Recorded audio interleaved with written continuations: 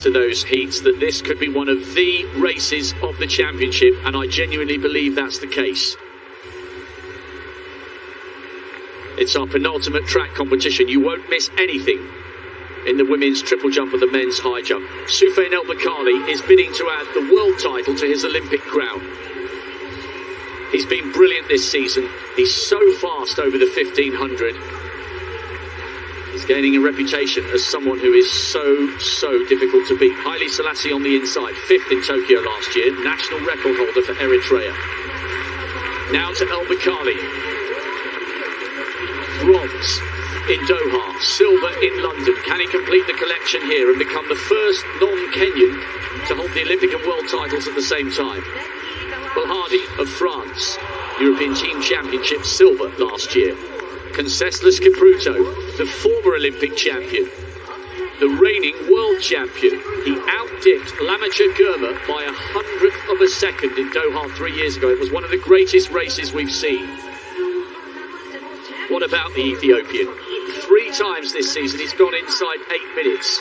Silver behind Kipruto in Doha, silver behind El-Baqali in Tokyo. Is it his turn for gold?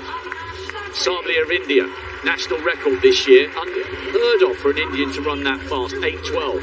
Abraham Kibiwot of Kenya, Commonwealth silver 4 years ago, 2nd in the Rome Diamond League in 8:06. He's in form this season. So too is Genet Wali, just off the podium in Tokyo and Doha, and he's a fine 5,000 metre runner. He's got brilliant speed endurance. Arce of Spain. Amare, African champion double in Mauritius over the 5 and the steeplechase. He's run 8:06 this season. Abdel Wahid of Italy, European under-23 silver in 2017. Martos of Spain, a European finalist. To Hilary Bohr, the former Kenyan, proudly flying the flag for the United States.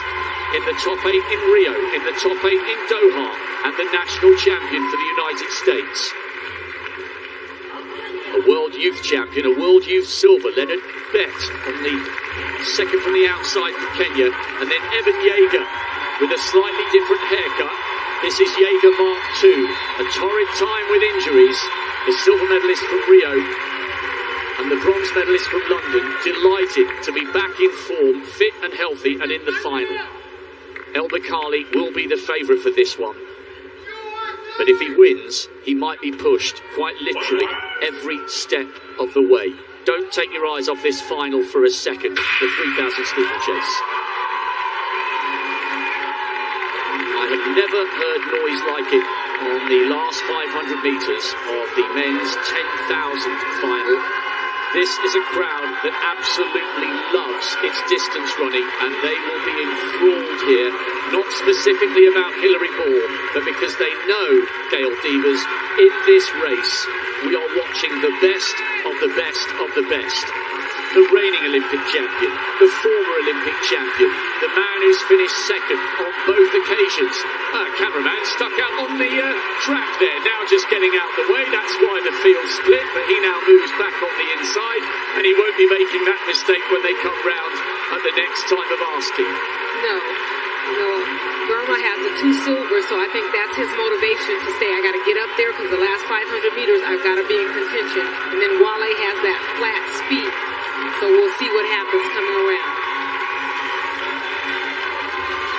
It's I like very to see Yeager up there. Yeah, that is really good to see him back from injury, and he said making the US team meant more to him than the Olympic silver, because he never thought he'd get back to that level. Martos is leading. It's very tactical in the early stages of this steeplechase. We will come back to this soon, but we've got to get back to the field temporarily. Martos leading, Yeager second, Kipruto third. Barshim going for 2:35. Oh, so good.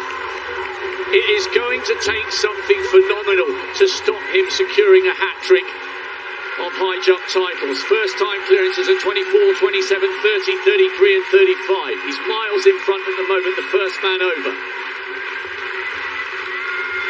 This is what I love about athletic scale. We have to keep dipping in and out here and there. Everywhere you look, we are watching the very best in the world at the peak of their powers.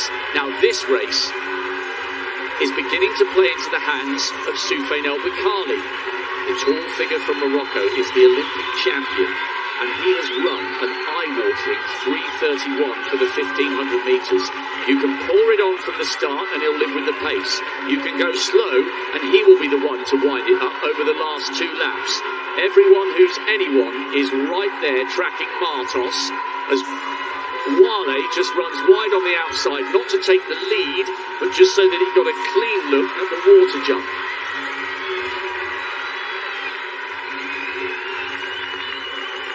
You wonder if somebody's going to actually say, okay, I'm going to open it up, or are they going to wait till the finish? But like you said, no matter where they are in the race, Baqali figures out, I know how to get this done. 2:57 for that first kilometre. By their standards, this is slow. Somebody needs to grab this race by the scruff of the neck. Germa leads. He has been so close to tasting glory on so many occasions, but now Conceslas Kipruto comes to the front. This is a guy who's won it all, a World Youth Champion, a World Junior Champion.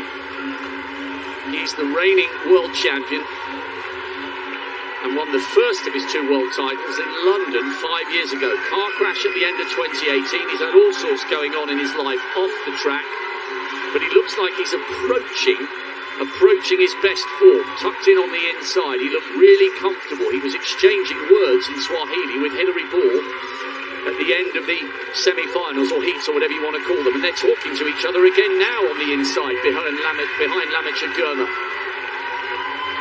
And still no move from Sufyan El-Baqali, who is buried in the middle of the pack, as Bellardi of France now comes up to try and turn this into a bit of an honest pace. And Conceslas Kipruto has gone to the front, but he hasn't gone to the front to turn it on. He's just making sure he gets a clean look at the barrier. And the longer it stays like this, the likelier it is that we're going to see a massive burn-up from El-Baqali, who is just in the middle of the pack to the left of Evan Jager. It's very tight. That last 500 meters when we get there is going to be something epic. The Kipruto is still in the front. Germa's coming back. Wale's deciding that he's going to take it. Kipruto's in the front so he can stay clear of the water jump. Exchanging a bit of words with Boer. And here comes Martos on the outside. They're pushing and shoving, a little bit of elbowing. Coming round now with 3 laps to go.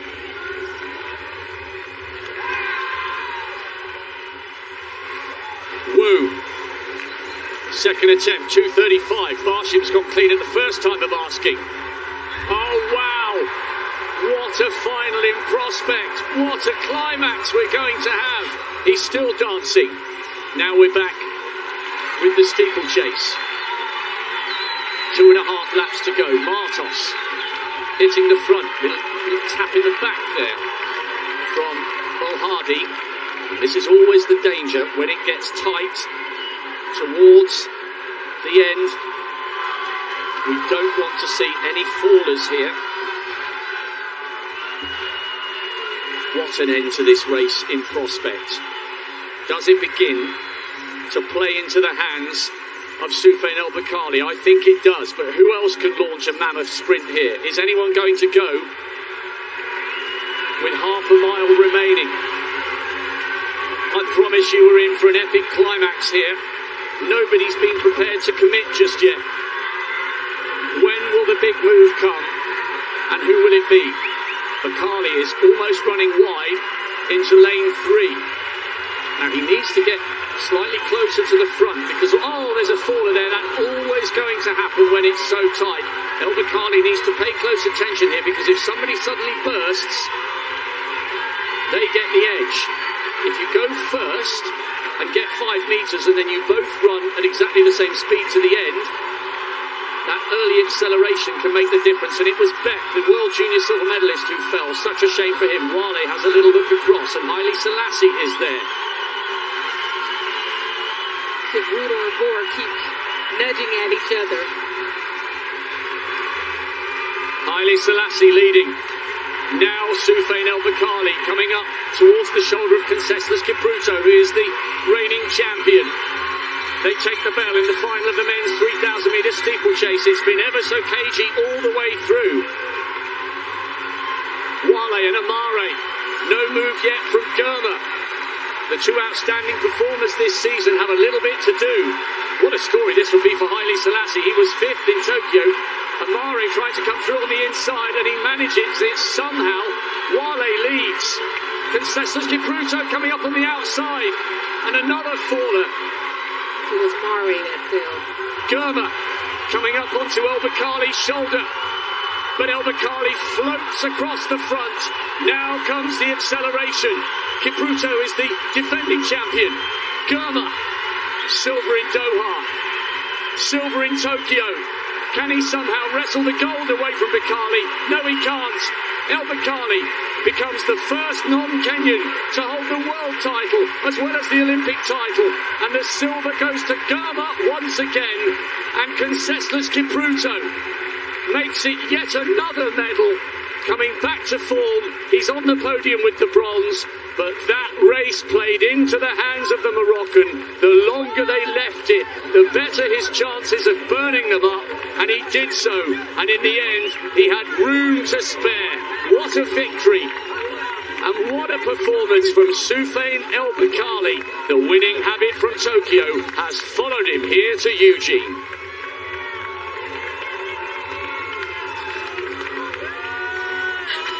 There's another dancer for you.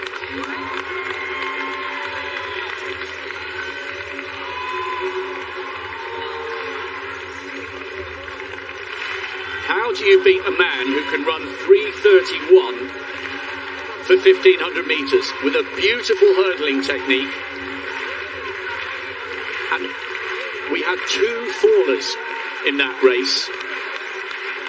It was bound to happen because it was so slow and bunched. Sufyan El-Baqali will embark on a lap of honour. What's he doing now? Here we go. Okay, flag over the legs.